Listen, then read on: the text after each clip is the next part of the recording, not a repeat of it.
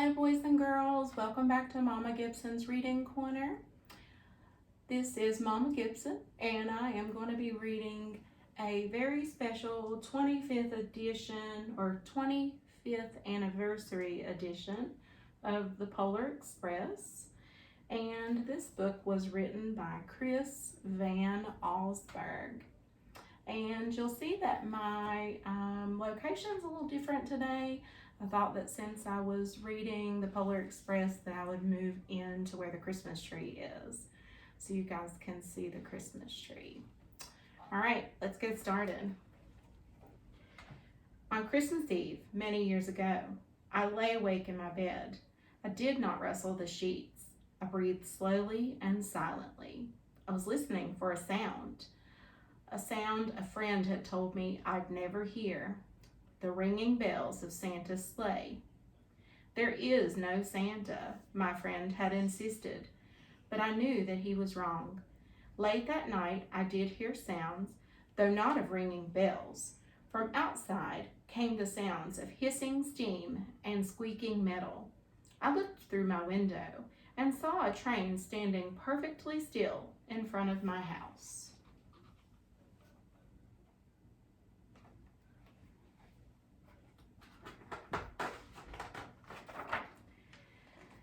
It was wrapped in an apron of steam. Snowflakes fell lightly around it.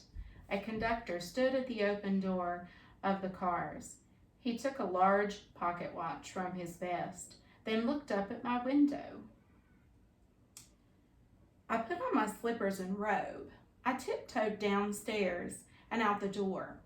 "All aboard!" the conductor cried out. I ran up to him. "Well," he said, "are you coming?" "Where?" I asked. "Why, to the North Pole, of course," was his answer. "This is the Polar Express." I took his outstretched hand, and he pulled me aboard.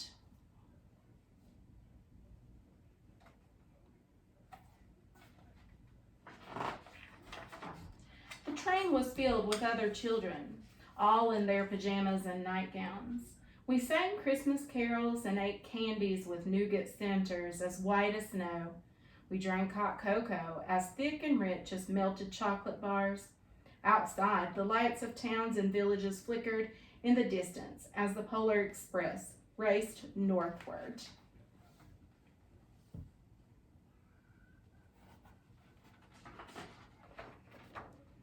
Soon there were no more lights to be seen. We traveled through cold, dark forests where lean wolves roamed and white-tailed rabbits hid from our train as it thundered through the quiet wilderness.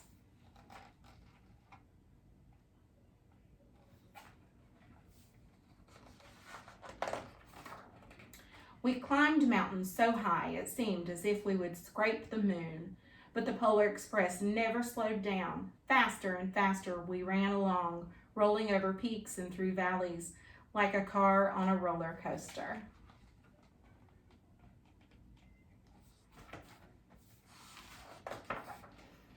The mountains turned into hills, the hills to snow-covered plains. We crossed a barren desert of ice, the great polar ice cap. Lights appeared in the distance. They looked like the lights of strange ocean liners sailing on a frozen sea. "There," said the conductor, "it's the North Pole."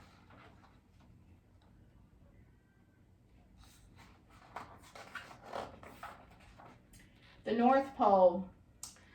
It was a huge city, standing alone at the top of the world, filled with factories where every Christmas toy was made. At first, we saw no elves. "They are gathering at the center of the city," the conductor told us. "That is where Santa will give the first gift of Christmas." "Who receives the first gift?" we all asked. The conductor answered, "He will choose one of you."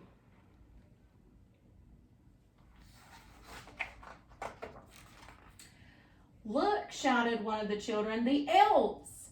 Outside, we saw hundreds of elves. As our train drew closer to the center of the North Pole, we slowed to a crawl.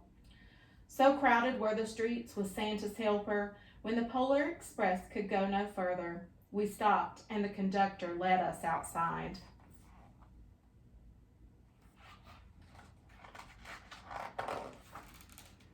We pressed through the crowd to the edge of a large open circle. In front of us stood Santa's sleigh. The reindeer were excited. They pranced and paced, ringing the silver sleigh bells that hung from their harnesses. It was a magical sound, like nothing I'd ever heard. Across the circle, the elves moved apart, and Santa Claus appeared. The elves cheered wildly. He marched over to us and, pointing to me, said, "Let's have this fellow here." He jumped into his sleigh. The conductor handed me up. I sat on Santa's knee, and he asked, "Now, what would you like for Christmas?"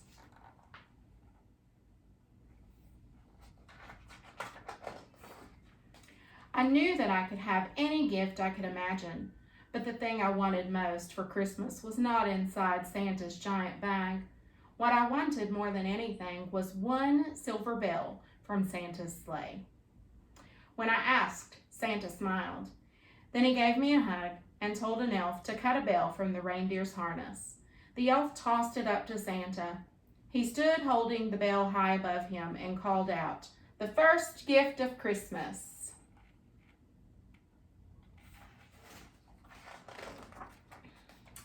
A clock struck midnight, and the elves roared their approval. Santa handed the bell to me, and I put it in my bathrobe pocket. The conductor helped me down from the sleigh. Santa's shout out the reindeer's name and cracked his whip. His team charged forward and climbed into the air. Santa circled above us, then disappeared in the cold, dark polar sky.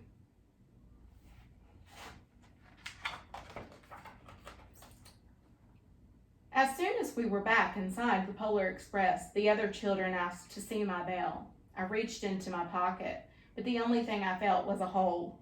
I had lost the silver bell from Santa Claus' sleigh.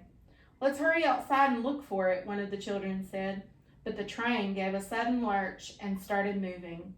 We were on our way home.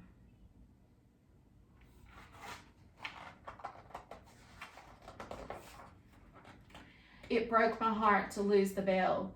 When the train reached my house, I sadly left the other children. I stood at my doorway and waved goodbye. The conductor said something from the moving train, but I couldn't hear him. "What?" I yelled out. He cupped his hands around his mouth. "Merry Christmas," he shouted. The Polar Express let out a loud blast from its whistle and sped away.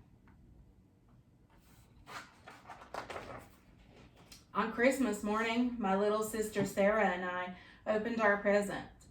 When it looked as if everything had been unwrapped, Sarah found one last small box behind the tree. It had my name on it.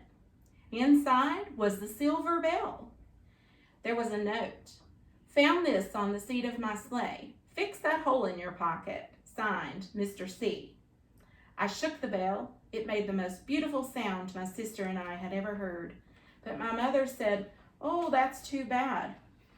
"Yes," my father said, "it's broken." When I'd shaken the bell, my parents had not heard the sound.